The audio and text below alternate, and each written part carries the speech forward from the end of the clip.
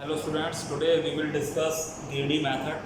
जैसा कि आपको पता है, greedy method is another approach to solve problem like divide and conquer method, like sorting methods, like other methods.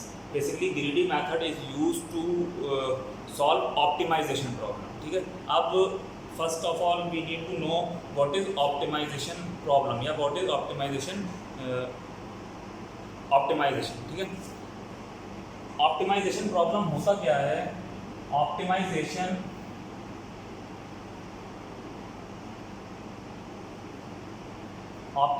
Problems आपकी वो प्रॉब्लम्स होती हैं जिनके लिए आपको मिनिमम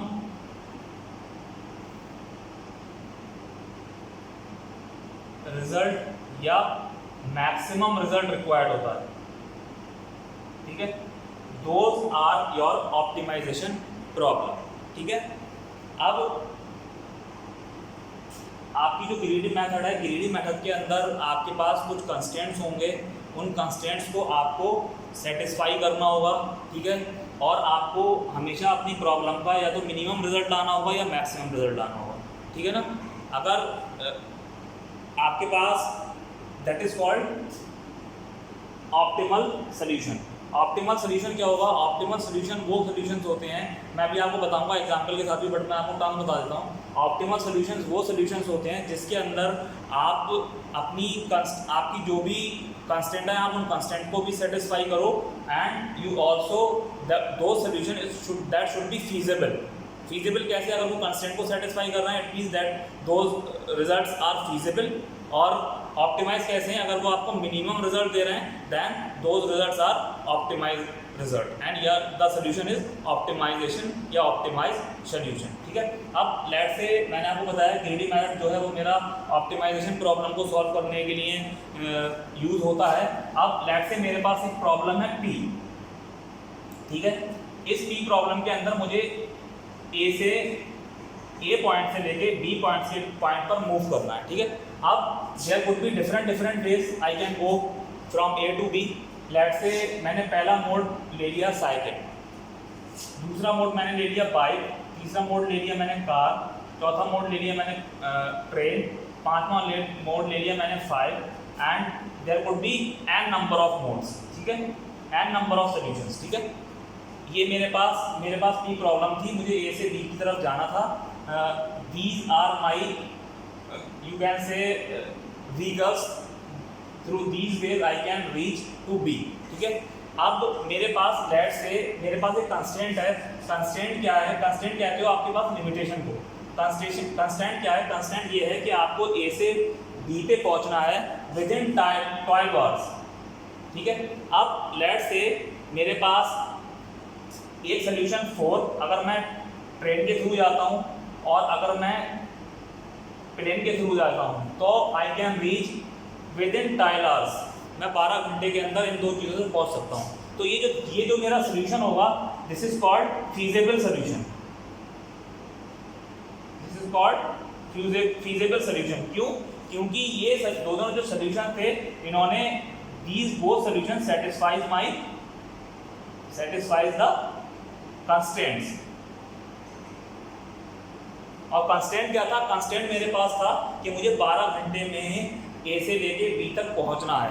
तो मैं अगर ट्रेन के थ्रू जाता हूं और अगर प्लेन के थ्रू जाता हूं, तो मैं मेरे जो कंस्टेंट होंगे वो सेटिस्फाई होंगे, यानी इन दोनों के थ्रू अगर मैं जाता हूं तो वो मेरे लिए फीजेबल सोल्यूशन रहेगा। ठीक है, अब इसके अंदर एक और कंस्टेंट है कि आपको मिनिमम कॉस्ट लगना चाहिए। ठीक है, मिनिमम कॉस्ट लगना चाहिए। मिनिमम कॉस्ट क्या? कि भाई आपके पास जो ट्रैवलिंग की जर्नी है, दैट शुड बी मिनिमम, या जो भी उसकी कॉस्ट है वो मिनिमम होना चाहिए। ठीक है ना, तो this is my feasible solution. Optimal solution मैंने आपको बता ही दिया। ऑप्टिमल सोल्यूशन वो सोल्यूशंस होते हैं जो आपके लिए फीजेबल हो। फीजेबल कब होंगे? जब वो सेटिस्फाई करेंगे कंस्ट्रेंट को और आपको मिनिमम या मैक्सिमम रिजल्ट दे रहे हो। अगर आपका सोल्यूशन आपको मिनिमम या मैक्सिमम रिजल्ट दे रहा है और वो सेटिस्फाई कर रहा है सारे कंस्ट्रेंट को, then it is optimal solution for your problem. ठीक है, अब हम एक प्रॉब्लम देखेंगे। पहले तो मैं आपको बता दूं कि कौन कौन सी अप्रोचेज होंगी जो आपकी ऑप्टिमाइजेशन को प्रॉब्लम को सॉल्व करने के लिए यूज़ होती हैं। ठीक है ना। सबसे पहला जो मेरा मेथड है जो हमने अभी पढ़ा दैट इज ग्रीडी मेथड या अप्रोच,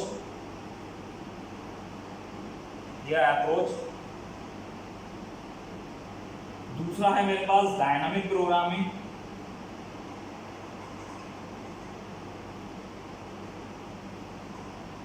तीसरा है मेरे पास आपका ब्रांच एंड बाउंड।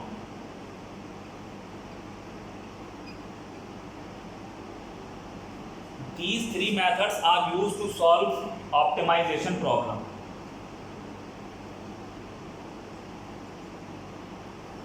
ऑप्टिमाइजेशन प्रॉब्लम मैंने आपको बताई थी, वही प्रॉब्लम जो जिनके लिए आपको मिनिमम या मैक्सिमम रिजल्ट की ज़रूरत होती है, दो problems are called optimization problem and these are the approaches used to solve optimization problem या these are the methods to use optimization problem. ठीक है, अब हम इसकी ऑप्टिमाइजेशन या ग्रीडी मेथड की एक सिंपल सी एल्गो देखेंगे।